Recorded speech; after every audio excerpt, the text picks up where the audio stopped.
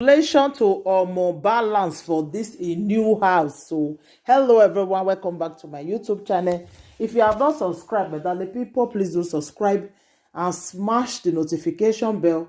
Thank you and God bless you, my darling people, my correct people. This video today now about more balance. Hey my darling people, if you know so you be lovers of good things, may you join me congratulate more balance. More na join me congratulate am because e no easy. E no easy to build correct house like this. Like seriously, e no easy. Na money na e reach there. If you not get money, you no fit build house. So more na join me if you know say you like better thing. Na man wey sabi na woman they enjoy, na woman they happy for. So Mona Jamie celebrate him. He really want him, you understand? Congratulations, my brother. Congratulations.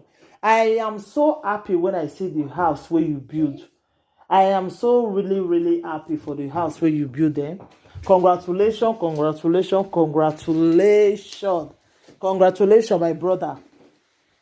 I am so happy for you when I see the house where you build them. I did very happy. Congratulations, my brother. Congratulations. I am so happy for you. More than join me congratulate or more balance. It's not easy for this house when he build. Oh. I am so happy for him. Like seriously. Oh, precious, my darling. I am so happy for you people. It's just good as he build this house now. I know say the next thing we go come follow now. It go come be marriage. Now go come follow later. You understand, my darling people? I am so happy for them. Oh, hey, not easy because they say how they celebrate. Maybe we join them, they celebrate. Not be only bad news we go they bring. No, at least this one a celebration. May we join them celebrate. May we join them celebrate. I am so happy for them. I am so happy. Maybe not because of this house. Now he never go put money for precious head. Now because of this house matter. Since as this house does see enter now be say the others go come follow later. You understand? So I am so happy for him. Congratulations. I am so happy for you, Omo Balance, because people be don talk so many things. So Omo Balance no wan go marry Precious. So and I know say he go marry Precious. Now just a matter of time. You understand? I know say he go marry her because I don't see and say now because of this, maybe now this one I just the delay and since he want maybe say you go first finish everything before another thing go come follow. So now we be say he don build this house now. So other things now go come follow later. When I understand, my darling people. So my ogbonge people, this video e no go too long. Na just a short video. You understand? Na just a short video. So I dey happy for Omo Balance for this house when he build. I dey happy for am. I am so happy for him. Congratulations. If you don't say you like better thing and you like make people they celebrate, not be only bad news you go dey wait for what we go bring. You like everything wey we dey do, and if you like better thing, you be lover of good thing, may you celebrate Omo Balance. May you join me congratulate am. You understand? May you join me congratulate am. Not be only first they do bad thing and now we come dey share. No, at least this one na still good thing. Now Omo Balance don build that way in with Precious go come dey together. So my ogbonge people, more na join me congratulate them. More na join me lovers of Omo Balance, lovers of Precious. More na join me celebrate them and congratulate them. Una understand? Una know say e no easy to build us. E no easy. Oh, not be change. They take the build us. Oh, e no easy at all. So many people go don put something for ground make they do. They no go fit finish am again. One thing or the other go just carry them. They no go fit finish am. Not be that our small brother now Sylvester na he died that day. You understand? So when they celebrate for join people they celebrate, so that celebration will still come your way. You understand?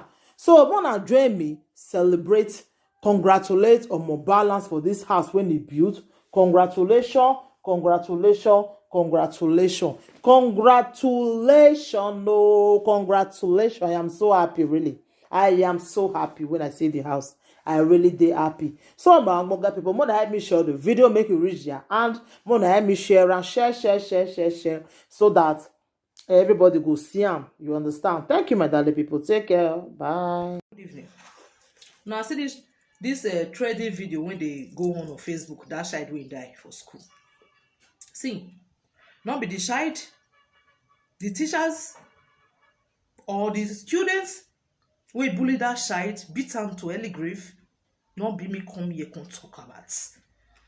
Rather, those stupid parents when they face to be a parent to their children. Those users when they're not ready to beat you their life. Most of these parents, they get out for belief say, now ads where they grow. So if their children can play rich house, they go shut down. Like, not talk. Now so you go stay strong. Not be all children they strong for bullying. Not be all children bully they make us strong. Rather, they send many of them to early grave. Sometimes they post a kind post on Facebook. The way some men they comment. Say, why they talk like that? If you not go through this thing, how you want it strong? If you want this one, listen to me. See, most of these women where their husband has, whereby their husband, they control they rule their head. Even if your own child, they try complain to you when be mother, you go ignore your child. Your husband can still do his own journal. The period of fear, I want to tell you pain. Now, if you don't down, I'll call it justice. Say, and the devil will punish you now. As until they ignore those innocent children, they try to share their pain to most of you parents. Now, devil will punish you now. This child tell una say, make una change her for school. Una say no. Say he go strong inside. Meanwhile, the way this child they go through, he pass on. See, may I tell now. Well, not be her parents of this kind of rubbish too. May God for you, but I know why you use myself as reference, as an example. Say I can't drop my baby for school. May God for you, but see those 3 children. Though your fair die, no need to find justice. May they go justice and for grave. I'll your fair kill the 3 of them. May their parents see they pass through pain. 1, see that school. I will set fire for that school. Every human being where they that has will born, the way they that school will born. I swear to God Almighty. Jay, not gonna send those 3 children. Go now still release them later. That one not possible. Me now pray make not just call low parents when they really bring a child up well. Not be news as parents. So call low parents when they bring the child up well. Like my child, I always tell them, not bully anybody for school. And don't let anybody bully you. I'm your soldier. I'm your mother. I'm your friend. I'm your friend. Never you hide anything from me. Don't hide anything.